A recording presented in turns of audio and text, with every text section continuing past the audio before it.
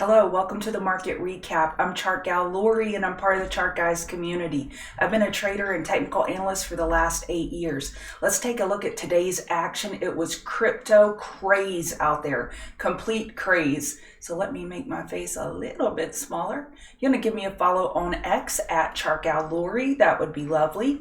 I first want to start out with the econ events and then we'll go look at charts. So tomorrow we have initial jobless claims and core PCE price index. So PCE is important data for the Fed. So what happened today? Well, we had semis taking a breather, a big breather. We had communications taking a breather, and then we had XLF, XLY, and XLV picking up the slack. That's why we didn't completely roll over. So, starting with ES. We are looking for a daily higher low. This is still a daily bull flag. It's not confirmed yet, but that's what it is. We have plenty of room for a daily higher low. And in my opinion, this will get established tomorrow, or we'll figure out what the next step will be after PCE. Will we be able to get a higher high once we set that higher low, or will we retrace enough that we'd be looking for a lower high? And again, I think that'll get answered tomorrow. And if you look at the chart, we really have these lower lows without a ton of follow through. It could be a falling wedge on the 4-hour. It's not perfectly clean, that's why I didn't put the trend lines on it, but we do have these lower lows without follow through, so we'll see tomorrow what PCE brings. Looking at NASDAQ, which was much heavier than the other indices today. Well, the Russell was pretty heavy as well. So NASDAQ, we're looking for the daily higher low, and it's still a potential daily bull flag.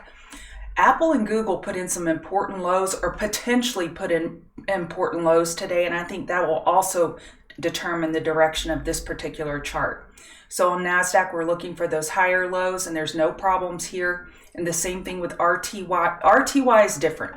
We are looking for daily higher lows on the next pullback, but a daily lower high is possible compared to 2071. Did we set that today? We confirmed an hourly downtrend, so that daily lower high is most likely set now. So that happened today on the Russell. I didn't confirm that before jumping on here. The Dow closed pretty strong because the Dow components, healthcare, and the banks were helping the rest of the market. So we're still looking for a daily higher low, and we closed only down 0.3%. Looking at the VIX, we had a small tick up, but if you look at the 12-hour, it's a potential bear flag. So if you put all of these market and these indices with daily bull flag potential, and we have a potential bear flag on VIX together, that paints a potential bullish scenario. Bitcoin was the talk of the town.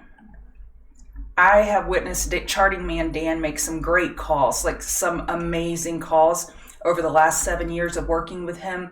Today might have been the coolest. So today, Dan put, this is mountain time, 10:16, Bitcoin shaping up for a blow off top soon, at least for a 15-minute pullback. Riot still weaker than the peers. So 10:16. If we go look at Bitcoin, the actual 64,000 top was at 10:16. He totally top ticked that thing. And Mara and Riot started tumbling along with coin after that blow off top.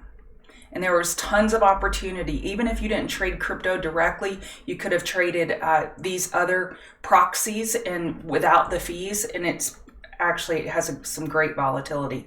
So that was the high there on coin at the top.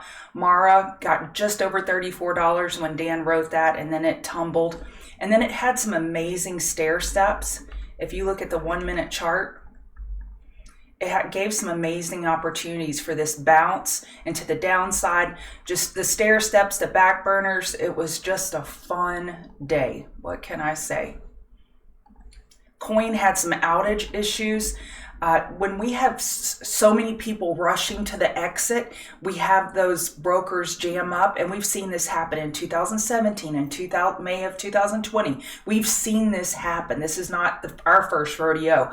So if you've traded this volatility before, you know there's an opportunity there. When these brokers start jamming, that's a good time to go short, and then you look for those 15-minute lower highs, and then the back burner, then the 15-minute lower highs. So again, it was a fun day.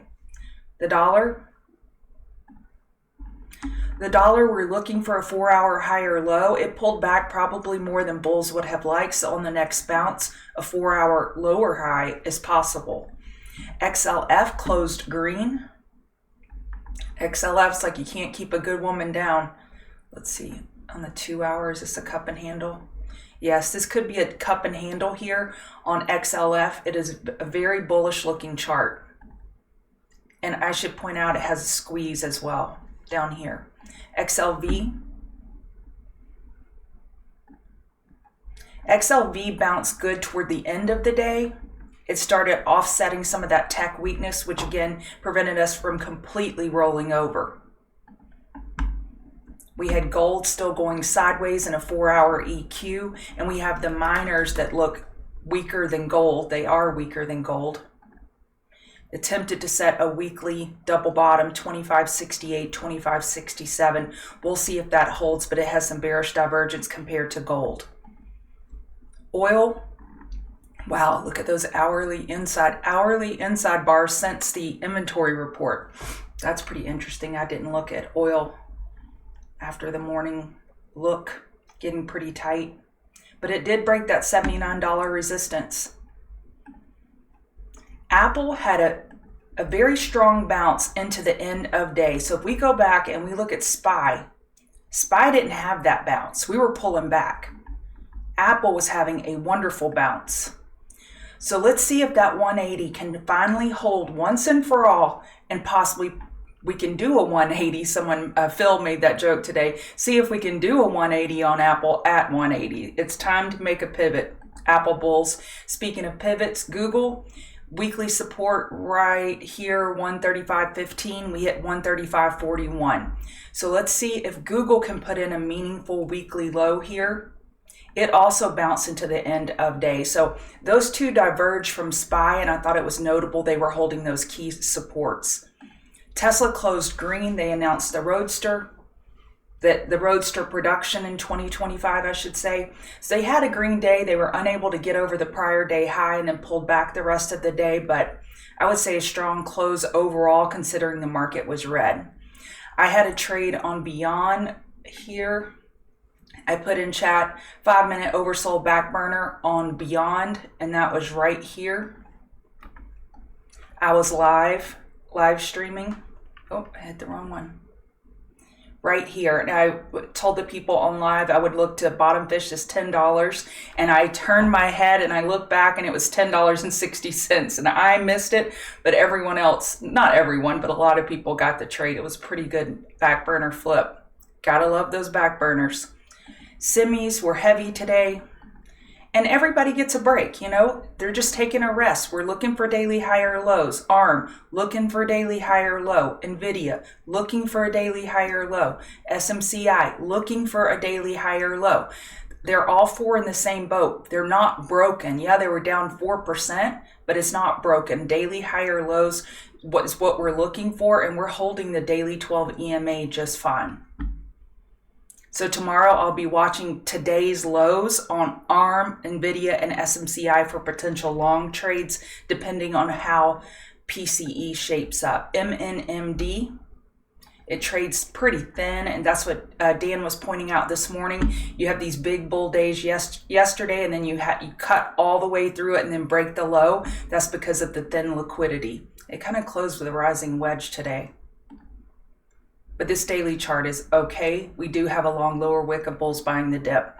MSOS, any type of news bobble that comes in, like came in here, that McConnell was stepping down in November and it popped on that news, bears are shorting it. Like Dan said, we need the final news that things are approved before these longs can actually take off and get some follow through.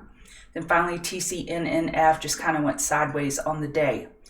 All right, I think we did everything. Yep, PCE tomorrow, don't forget.